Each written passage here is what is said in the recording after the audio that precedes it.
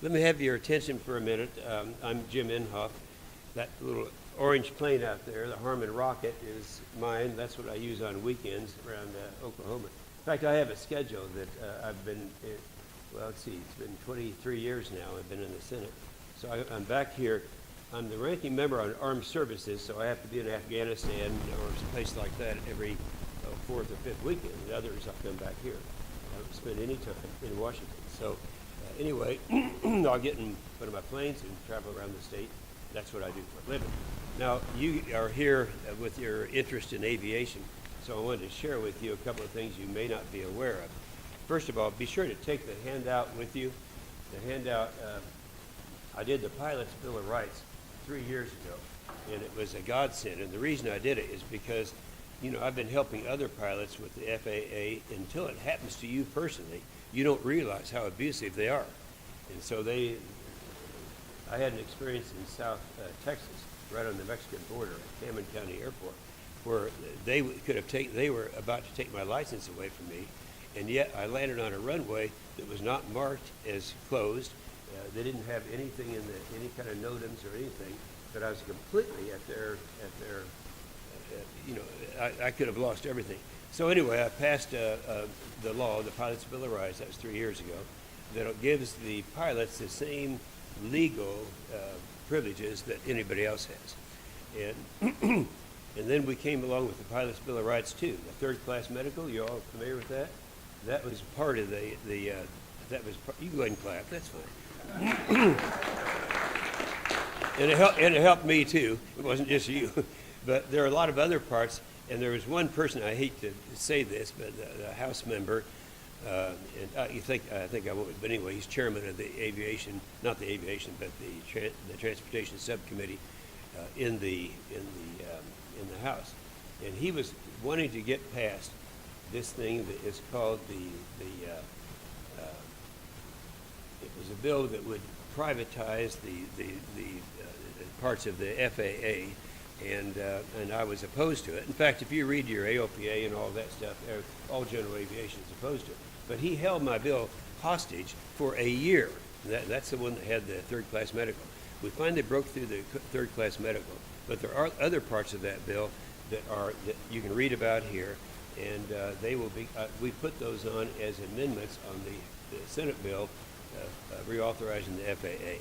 Now that's things like, for instance, if there's a NOTAM out there, you can find the NOTAM. All that information is in a common place. You can't get in the situation where I was before, and they've changed the law so that this will change the law so that individuals will be able to have all the information they need, and if for some reason the FAA is not doing the right thing, you can appeal it to the courts. And they have to do a de novo. It's a kind of a legal term, but de novo is the term. They have to take it as if, instead of just taking what the FAA and the NTSB do, they start all over again in their investigation. That's a huge thing, you guys. And so that's going to be a part of that bill. Now, you have another thing here on the Flight Act. That's mine that I have too. So you can just read about this.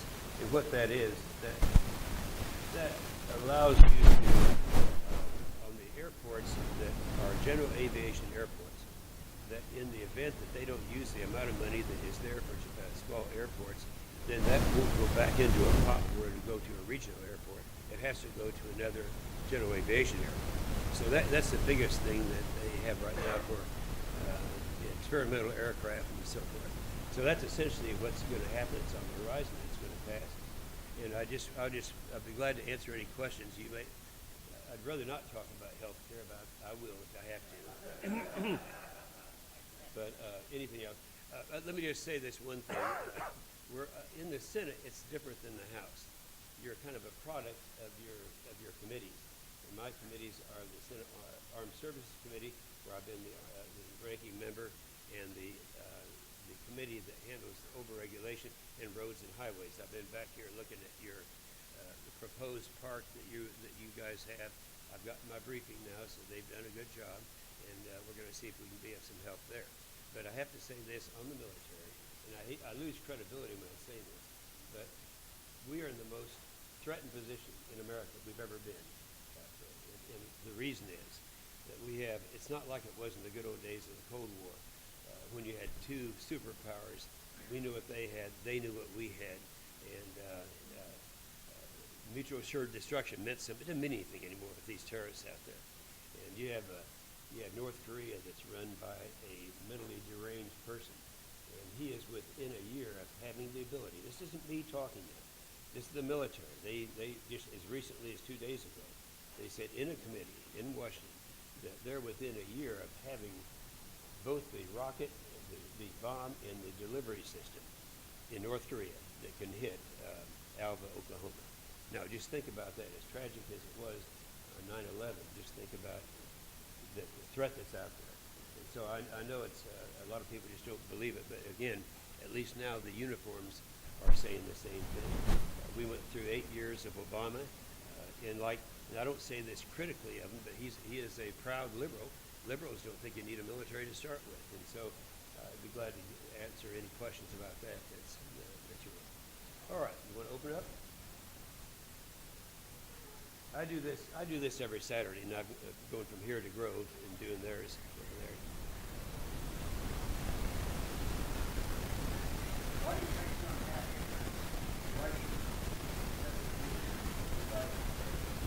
Well, you know, they hate Trump. I mean, the media, they just hate him with a passion that's indescribable. And I have to admit, confession is good for the soul. You know, a year ago, there were 17 Republicans running for president. He was number 17 in my mind. Until, I'll have to tell you this is kind of interesting. I got a phone call on October 9th. I wrote it down at that time. And it was from Trump. I'd never met the guy in my life. And he said, would you come to New York? And I'd like to visit with you. I said, yeah, I'm not doing anything. And so I went to New York. And keep in mind, he was the nominee of the party, but he had not yet run against Hillary. And I went up there, and there's a table about as long as that cabinet over there. Around this table, there are 13, I think it was, chairs. And they had one person on every discipline. They had a guy there, Bryson, it was the one on energy, one was an expert on health care. I was there for the military. That's why he had me there. And that and the overregulation stuff, because I chaired that committee at the time. And I looked at him, and I looked at all these people, and they're all the kind of people, everyone in this room would respect the ones around that table. They were the right guys to listen to. And so I did. And I became just really convinced this guy knows what he's talking about. And I know he's abrasive and all that. But let me tell you, if you just look at, if Hillary had won, just look at the United States Supreme Court. I've gone back and made a study of all the decisions, the 5-4 decisions in the last 7 or 8 years. And I would tell you, does anyone here care about Second Amendment rights, guns? Anybody? Yeah. Well, you just say goodbye. I mean, that was, and I think you know that. And remember the case? What was the case, Bryson? That was the Green family. Yeah, Hobby Lobby. Remember the Hobby Lobby case? See, I knew the Green family back when they were making picture frames in their garage.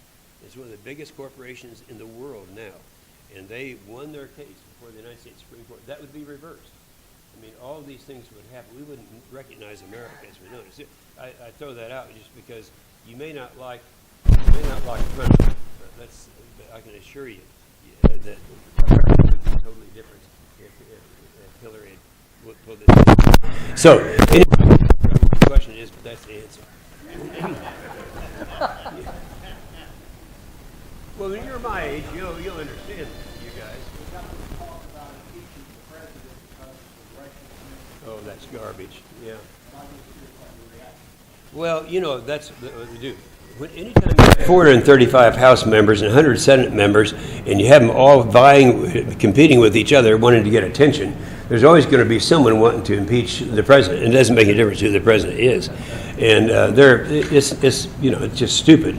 But they try to discredit the president, and there's no better way than have people talk about impeaching the president. You know, we impeached Clinton. I think everyone's forgotten about that. But nonetheless, he's not going to.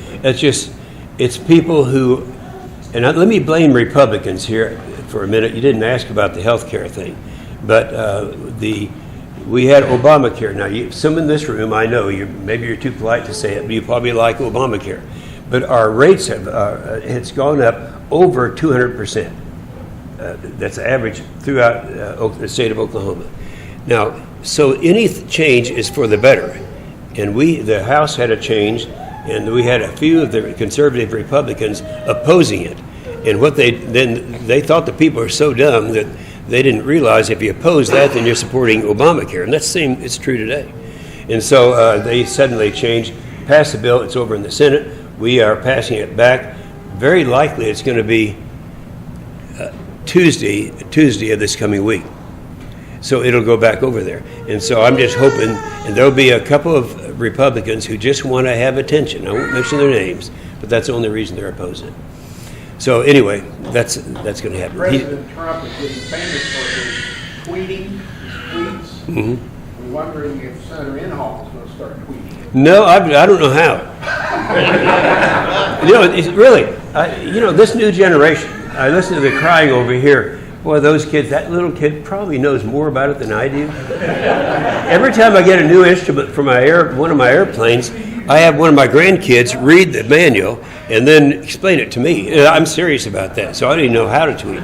But in a way, it's good. I wish somebody would kind of talk to him about some of the things he says on his tweets. But that's the only way to get around the media. And today, there are more people now, I hate to say this to a media person, there are more people now that are listening to him from his tweets than there are reading the New York Times. So I kind of like that. And it lets him communicate to the American people. That's all brand new. By the way, Bryson here, he knows how to tweet. So if you want me to tweet, I will.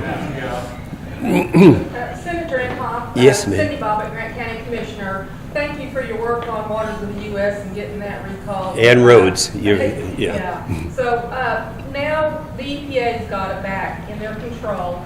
And what are you looking at? Do you have that handout where the EPA, the Washington Post? I do. Okay, let me tell you guys, you'll love this. The Washington Post hates Republicans.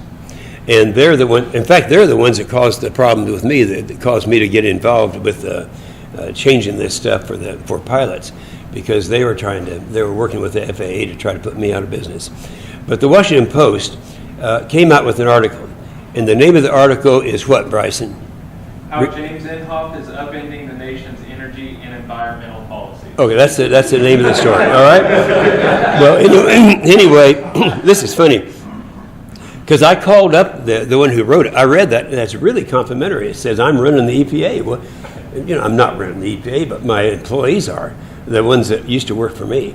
We have 15 of them now at the top that were working trained in our shop.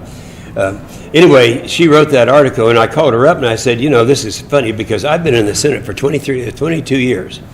It's the first time in 22 years I've ever called the Washington Post and complimented them on an article. And she said to me, now listen to this, she said, well, you talk about a coincidence. I've been with the Washington Post for 23 years. And it's the first time in 23 years a Republican's ever called me and said it's been a good story. So I leave that. If any of you want to read this story, I think you'll find it's really worthwhile. And so let's see, you're asking about. Oh yeah. And so I have another handout that Bryson hands, and that's the only place you'll see this. All the things that this president has done in undoing the damaging rules and regulations that Obama did. You don't hear about it. Nobody writes about it. But you can hear about it now, and I've made a consolidation. I've got, you change your regulation one of two ways. Do it with an executive order, or you do it with a CRA, which is a Congressional Review Act. And so I did one, I've done several of those. Well, you'll enjoy this. The first week of the Trump's administration, he signed my bill, and that was the first bill that he signed after being president. So we had a signing ceremony on that, and that was a bill that was passed by Obama, installed by Obama, that forces our oil and gas companies to disclose all their confidential information to the Chinese and other oil companies. So that was one of them. But the one that you're interested in is the water bill.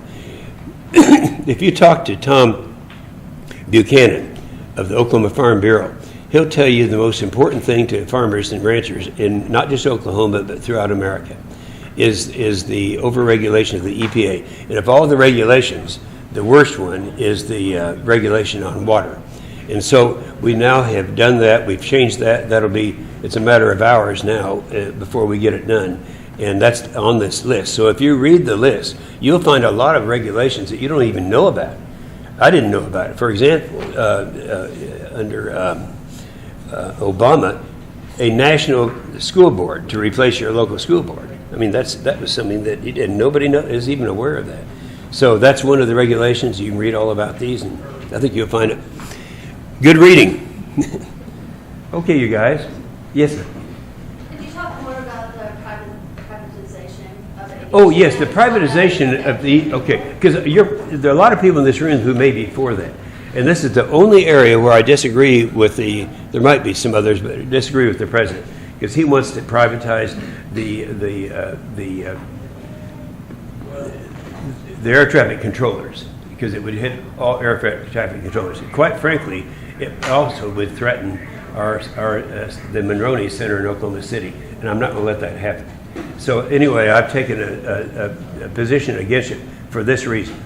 If you're a general aviation pilot, and people they don't know this, and most of the senators and House members, but you deal with, for example, I was a builder and developer in the real world down in South Texas for over about 17 years, and I went back and forth between and down there at least every other week. So I know the controllers by name, and if you're flying up there on instruments, you want to have faith in somebody who's down there. And right now the system's not broken. I've been flying on instruments for the last 63 years, and I've never once had a problem with a controller. It's a system that isn't broken, and it kind of falls in the category, if it ain't broke, don't fix it. And my concern is they would take the air traffic controllers away from the government and contract it out to somebody, and I don't know who. Then they'd have a board that would oversee it. And so I don't know who, the membership of the board, they take, some of them come from air traffic, no, not air traffic controllers, but airlines and other groups. It's worked so well that I'm opposed to it. So, and in fact, we've stopped it. They're not aware of it yet. Well, there will be if you do anything with this story. But we actually took it out of we just passed the reauthorization of the FAA, and they tried to get that in there, and we just pulled it out, so it's not there. So we'll win and they'll lose on that one. Is there any other detail on that I'm? Well, is there any other parts that it's going to affect besides air traffic control? No, that's all. That's it. Just air traffic control. That's all that's in there. And I'm not critical of him. It sounds good, and I think the president wants to, he wants to get some things privatized, and some things should be privatized. That's one. And if there's anyone here that's done a lot of instrument flying, I think you'd probably agree with me on that. I know that the AOPA and the EAA agrees. Okay, you guys. Yes, sir. We have the airport we have today because of the funding assistance we get from the FAA, like terminal building, like ramps, things like that. Do you perceive over the next few years that that's going to remain stable? Yeah, in fact, read the handout, because I have a bill I've introduced, and you've got the stuff there. It will pass. I've got the votes to pass it, and that'll give you the assurance that to answer your question. The answer is yes. Read that handout there, and you'll see why.